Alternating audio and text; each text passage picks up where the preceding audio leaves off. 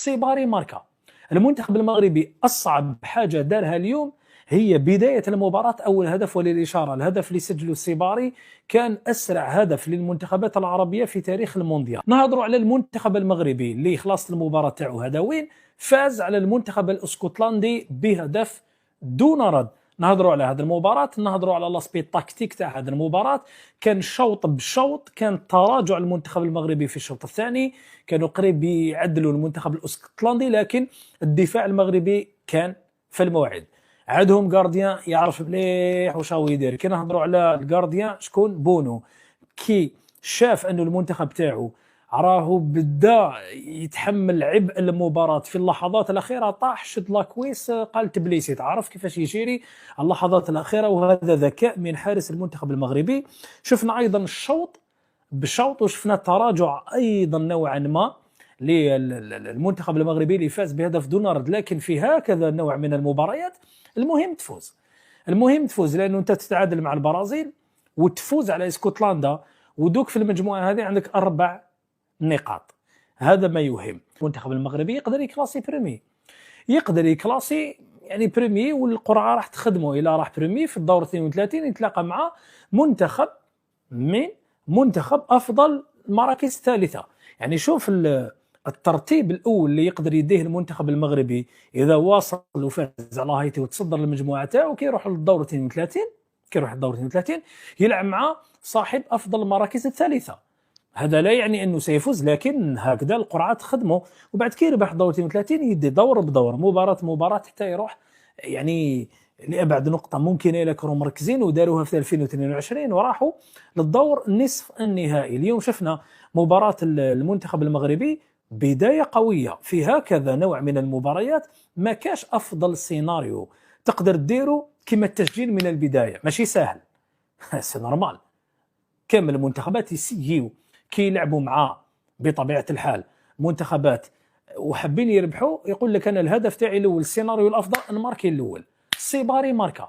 المنتخب المغربي اصعب حاجه دارها اليوم هي بدايه المباراه. اول هدف وللاشاره الهدف اللي سجله السيباري كان اسرع هدف للمنتخبات العربيه في تاريخ المونديال.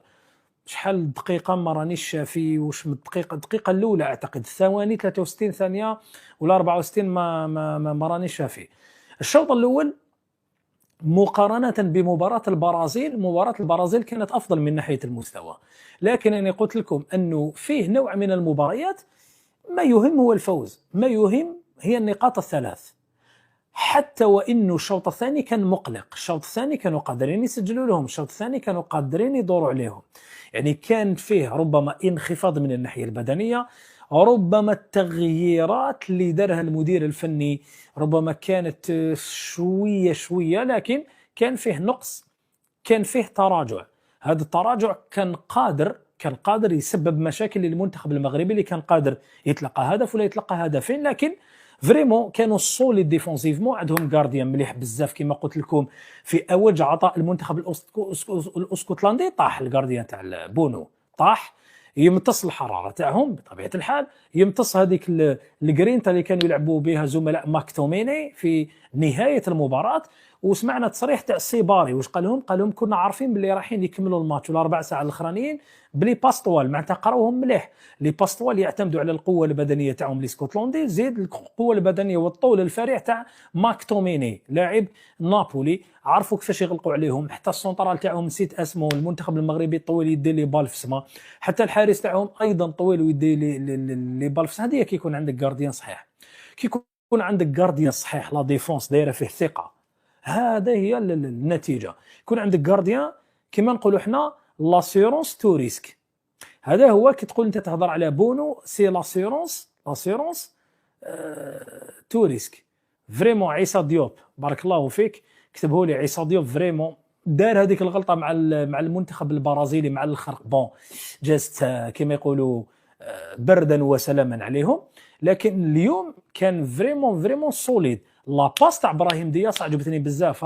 لا باس تاع ابراهيم دياس شوف كيفاش كريا ليسباس سيباري راح وبعد على باله يعرفوا يلعب مليح. هذه هي شغل، هذا هو كما نقولوا الانسجام بين اللاعبين. كريا ليسباس شافوا اوب دخل طب ضربها دخل الديريكت صعيب داروه. كي تماركي انت بوت مع منتخب كيما هذا باين بلي راح يغلق لك ويلعب لك على المرتدات، وانت على بالك انه كل ما يجوز الوقت راح تكون في مشاكل، كل ما يجوز الوقت ما تماركي لهمش راح تخلي لي زيسباس يقدروا يخدعوك. غير دخلوا ماركاو لهم خلاص، شغل بداو الماتش رابحين 1-0. وكي تبدا الماتش رابح 1-0 واش يصرى تلعب الاز، تلعب بطبيعه الحال برويه، تجيري مليح، جيرو مليح. ميليو تيرا اليوم تاع المنتخب المغربي كان قوي، ثنائيه بوعدي والعيناوي الميليو تيرا تاع لايسرون فريمون قدموا مباراه كبيره اليوم. سيرتو العيناوي كان مميز في خط وسط الميدان. هنا ميليو تيران دائما راهو يدير جرون ماتش، خطره البوعدي خطره العيناوي، داروا مباراه كبيره. ابراهيم دياز بهذيك لاباس كانت رائعه. الانهاء السيباري دوزيام ماتش 2 بوت، شفنا الكره كيفاش رفعها فوق